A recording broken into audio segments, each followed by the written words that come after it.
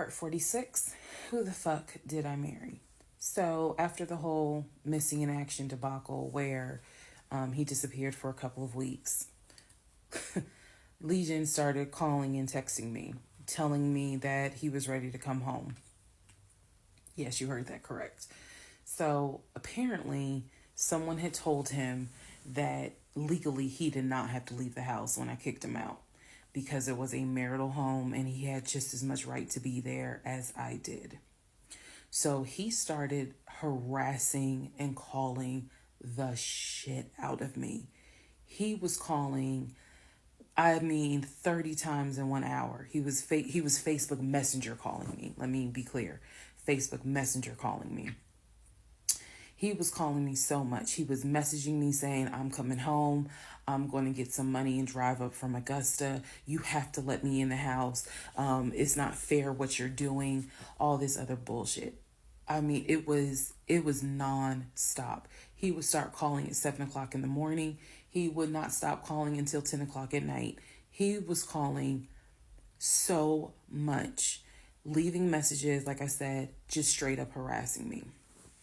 So I reached out to attorney friends.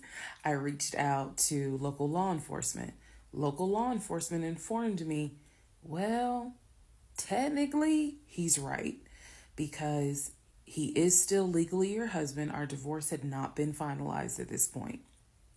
The paperwork had been sent in. I was just waiting on the judge to give me her signature, but it hadn't happened yet. So the local law enforcement did tell me if he comes back, our officers would have to let him in the house.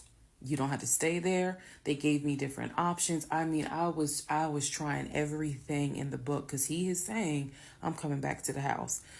I told him, do not come. You were not welcome. I'm not letting you in the house. Again, the locks had been changed. The code had been changed. So I told him, if you come to this house, step foot on this property, I'm calling the police and getting you arrested for trespassing. You should know about that. He was adamant. He was adamant that he was allowed back in the home. He didn't know the conversations I had with local law enforcement, but somebody was in his ear telling him, nah, you can go home because she's not allowed to kick you out. Okay. So I didn't know when he was scheduled to come because he was trying to get the money for the gas to get back to Clayton County. I tried everything I could. Basically, what my options were simple. Let him in the home, and I can stay in the home, put him in a room, just have no dealings with him. But again, I don't want to be under the same roof with him. This is what the local police told me. I could have an officer go room to room and let his body cam film the room to see the condition of the house. And if Legion showed up, I would leave the house. I can go to a family member's home and stay there. This is literally in August, right before my lease is up. So I was already moving. I had already secured another home, did exactly what I said I was going to do, moving to Cobb County. So I just needed a couple of weeks before I vacate the home. So the other option was, again, have the officer film the home with the body camera. That way it shows what the condition of the home is at the time that he moved in. So if anything gets messed up, I can sue him. What am I going to sue him for? But nevertheless, or the third option is I can stay there with him, make life miserable. So my plan was the option of have them film the home. I was not staying in the same house with him. I didn't care.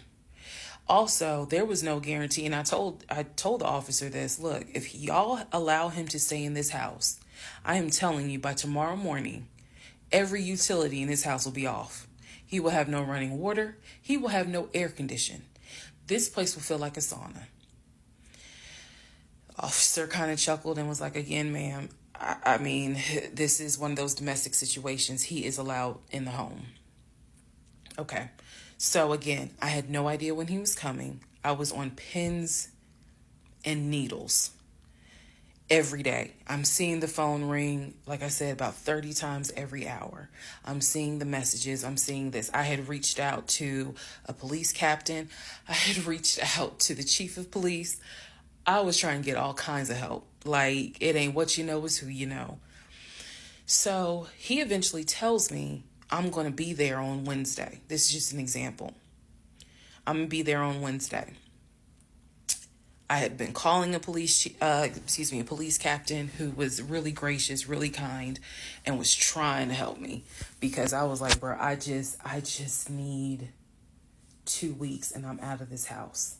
And we already knew he legally could not go to the new house.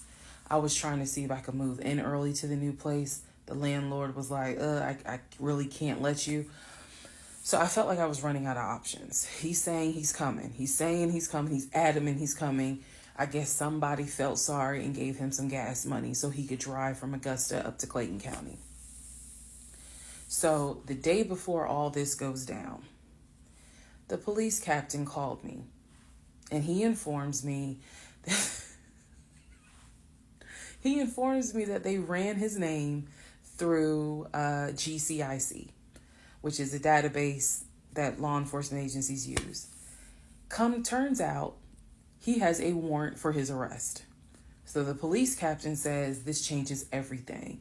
If he shows up to the house, don't do anything, call us. I will have officers to your home, and they will simply arrest him. So I know that this is a short part, but I'm going to dedicate the next part to what happened when he showed up to my house.